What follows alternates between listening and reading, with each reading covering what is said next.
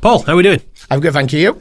I'm good, thank you very much. So this show is called Mastering Business Growth because I'm trying to master business growth. And I do that by speaking to people like yourself who've done very well in business. So please, in your own words, who are you and what do you do? So I'm Paul Evans. I'm a Managing Director and Founder of PJ Staffing. Background is catering, hospitality and recruitment. So I've kind of merged them into both to create this business. And it's been going for 5 years now. So we launched it just before COVID and 5 years on. 5 years in business is my journey now. So there's a few telltales to say over that 5 years. Love it. So where did it all start? Walk me through it. So, teenager, started in a hotel back in Neath, back in Wales. So I'm a Welsh boy through and through. And I did pretty much everything within the hotel, starting off as waiting, kitchen porter, reception, duty manager. And then did that for 3 or 4 years, then moved into flight attending. So I worked for EasyJet for 3 or 4 years, burst my eardrum, had to leave, fell back into hospitality again. And then I got headhunted then by Blue Arrow to come into recruitment, and my journey started there, officially in the recruitment market, although I did some recruitment within the hotels, etc. So but for this one, working for Blue Arrow, I had an excellent mentor, and they really helped me sort of within my skill set, but it got to a level where I couldn't see any more value I could give Blue Arrow, so I wanted to step out into the business world back in 2020. Nice. So what made you think self-employment is the way forward? I didn't really think about it, but there was a lot to learn. So it's a shock, isn't it? Yeah, it was a shock. And the thing was, we launched it early January 2020, but as you know, COVID was rumbling. And my industry is catering, events, hospitality. So that just shut down. So we had to quickly adapt. So sorry, just for clarity, so you'd started, then COVID hit? Yeah, that literally. Is brutal. Did you not immediately think abandon ship? I could have, but I thought, do you know what? There's a lose-lose situation, so I may as well kind of go with it. And thankfully, you know, I've had some really good people around me and clients who got us through. So we weren't busy at all, but because I was on the ground with the crew, I was actually working the shifts with them. It kind of kept the cash flow coming in. So it was, you know, we made a loss, but we just carried on. And then the business, when the lockdown started to ease, there was behind closed doors racing or sports. So we were involved in that. So that, again, that kind of helped keep the business afloat, I suppose. Yeah, of course. So give me some specific challenges you faced, because I do know when you're in hot water, it's the worst, but you're always thankful for it after. So please tell me, what are some of the main challenges you went through and what did you learn? How is it benefiting you now? So I had to quickly adapt in business because it was a critical part of either I survive or I don't. And for me, it was surviving because I'm quite a determined person. So once I've got my mind set on something, you just got to go with it. So we had a team. We did have to make some people let go. That's kind of how it was. But by adapting the policies and procedures with COVID and working constructively and consultatively with our clients, we then worked a way forward with the business. So running your own business, how would that differ from the corporate structure you used to before? Decision making, right. Because when you're in a corporate world, you have to go to XYZ above you, and it takes forever for them to get an answer straight away. And when you've got clients who wanting, for example, we had a potential client that wanted several members of staff, but you have to put coaches on. They didn't want to work with that client because it was too complicated. So, you know, now I work with that client in my business because we were able to adapt with it and work out the logistics of working with that client. Again, it's being consultative. That is the key thing with client relationships, working with them. And just it's not just a cash pot. You know, you've got to put the effort in to retain that client and grow that business with it as well. Do you know there's a whole bunch of pros and cons that come with being able to make decisions quick, isn't there? Yeah, so I've always kind of thought, because I've always worked for myself, really. I've had the odd little job before, you know, when I was like a teenager, but for the most part, I've kind of had to just make decisions. And sometimes you feel like you're in the middle of an ocean, like, I could go anyway, I could do anything, you know? Yeah. But what should I do? I've always kind of thought it would be nice if you're working within a corporate structure and you have certain do's and don'ts. So what was it like going from having kind of clear guidelines to all of a sudden, I can make any decision I want? It was like a little fish in a big ocean, literally. Yeah. It literally was, because although I had knowledge and expertise within the recruitment world, it all came down to the legalities, the compliance, the changes in the laws, because with COVID, it literally changed everything on a regular basis. You had to keep up to date with everything. And if you slipped up, there could have been penalties. So you've just got to really strategically look at everything as you move forward with it. I think one of the biggest challenges for us was we adapted. We're a staffing agency all through and through. But one of our clients sees us as a cleaning business because that's what we do. We provide staffing, but we also manage the cleaning operation for them. And during 2020, when the business was sort of getting off its feet, if I like to put it, we had to then invest in fogging machines to make sure, obviously, when the racing did, or the sports arenas became available for not the public, but when on the TV, you can see very much the racing's going on, but there's nobody there. Yeah. So we still had to decontaminate that area because you still got staff working. So, that's how we adapted with that. And that was the biggest challenge for us because we had to make sure we were following the right procedures and policies, because if anything happened or somebody did contract that virus, it's on us. So yeah, I got you. So. How did you navigate COVID? Because I remember it was every other day. Boris was on TV just changing his mind again. You literally had to watch everything. The evening news, 6:00, Boris Johnson or Matt Hancock was on, and you just had to watch what was, listen to what was being said. Right, the next day, right, we need to do this or we need to do that. So, and you just had to move forward with it. And it was, but you know what? It was my first year. I was literally a duck in water. Sorry, not that I was saying, but do you know what I mean? It was very much, I was learning, I was going along. Yeah. So an assumption I would have based on what I know is, first of all, new business owner, minefield. Yeah. 2, COVID, minefield. Yeah. 3, specifically staffing for events and festivals and whatnot. Minefield, especially in COVID. Yeah. Would I be right in saying it feels like a breeze now, or are the new challenges that are equally as brutal? A breeze is an understatement. There's nowhere near a breeze. So no, there's many more challenges coming. So 2 years after COVID, or 3 years after COVID, the industry relied on staffing agencies for temporary staffing for events, festivals, racing, because the clients the end user that was at those sites didn't have their own pool of staff because they left the industry. So they relied on staffing agencies then to surplus that to make sure that they can deliver those events and festivals. And then when it got to 2023, they then, actually, I need to get my own staff back in because it's a lot cheaper than using agencies. And that's exactly what happened to us. So in 2023, our business then dived because of that. But we didn't really see it coming. And that's just, again, that's a learning curve for me, I suppose, as a business owner, is that being more aware of what's actually happening in the market, because it's a constantly moving market, especially the industry that we're in. Are you at all able to predict what might be coming? Yes. Yeah, I'm at that place now when I can. Go on then. Yeah. How do you approach that? So for us now, for example, I know exactly what's coming in for the next 6 months. So we've got scheduled race days, we've got scheduled festivals, and we know the numbers that our clients want. Yeah. So I can forecast pretty much not to the penny, but to the pound, kind of what's coming in generating for our staff this year. So I can plan in advance. So it's completely different to 5 years ago. Yeah, no, fair enough. Tell me about the Irish Festival. Is this one of your favourite festivals? It is indeed, yeah. I think it's in Stradby Hall, and it's in Southern Ireland, and we take over 30 people a year. And a couple of years ago, there was an atrocious storm heading to the UK. UK is great for that weather. So yeah. And the storm hit on day 2.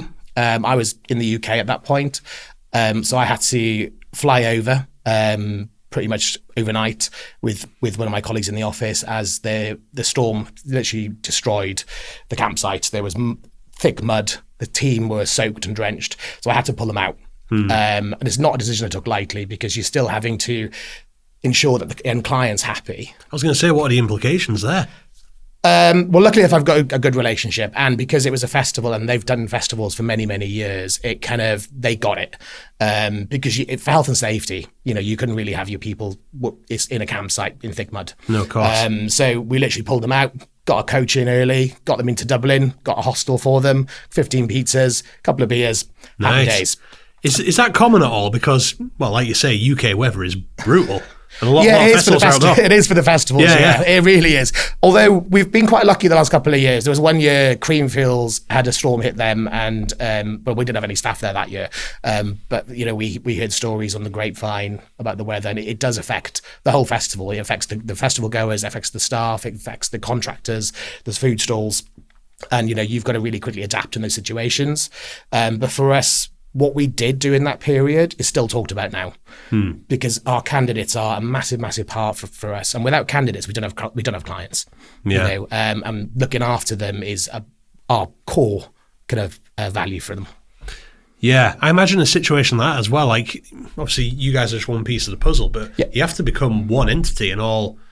Like you say, you can't just pull your staff without everyone else like having to pull out. Or how do you approach these things? It's very different. So everybody has their own different, because we're a UK based one and we ferry them over. So we had to literally deal with the logistics of it all, of getting them back. Mm-hmm. Luckily, we've got a good supplier that we work with. Other agencies, I'd imagine they were, well, especially the Ireland one, they were based there. So they had to deal with it themselves.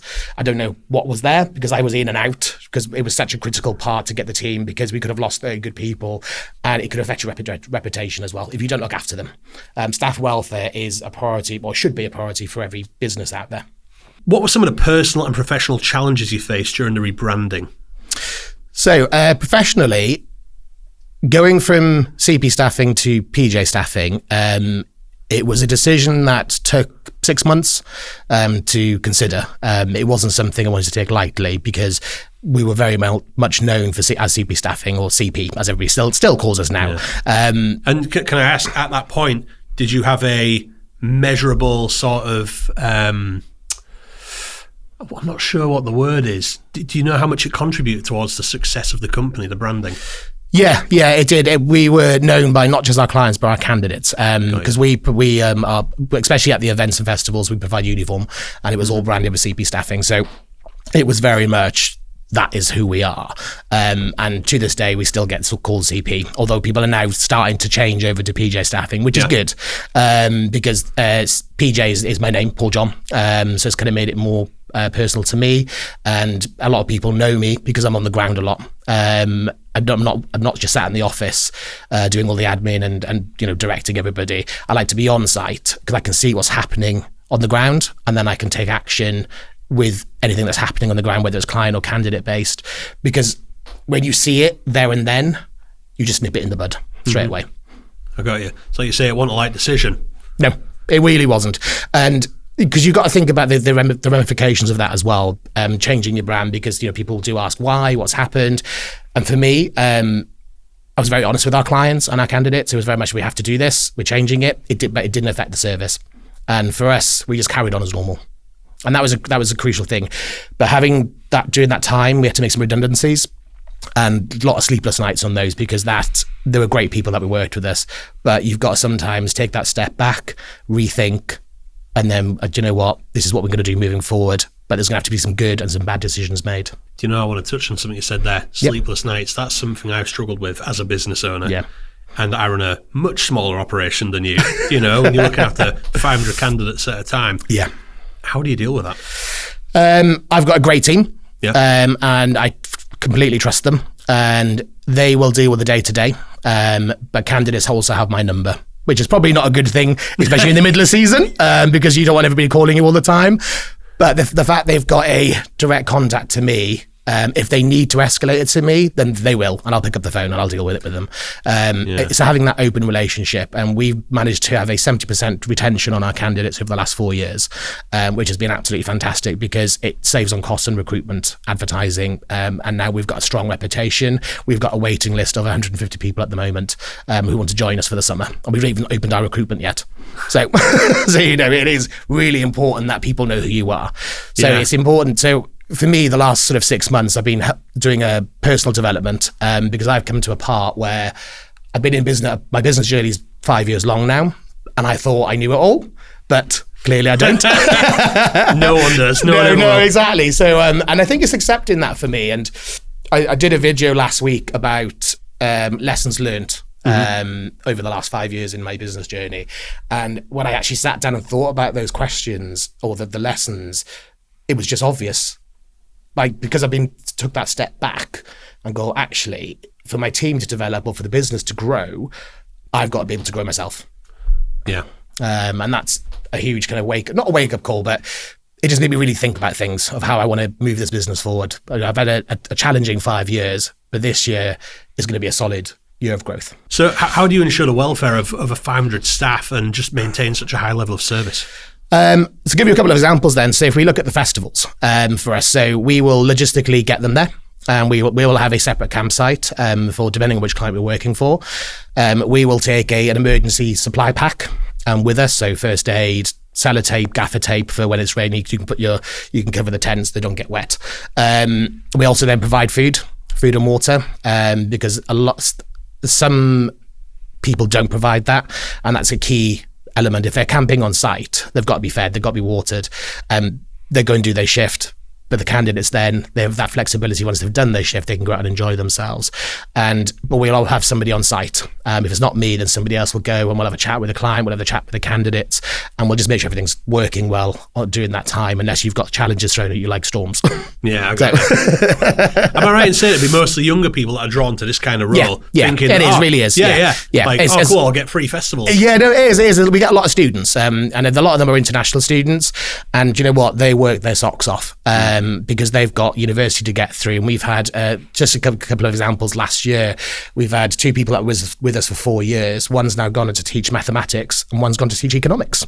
Wow. You know, and it is a stepping stone for those guys, you know, because we're offering a flexible staffing solution so they can pick and choose the shifts that they want to do.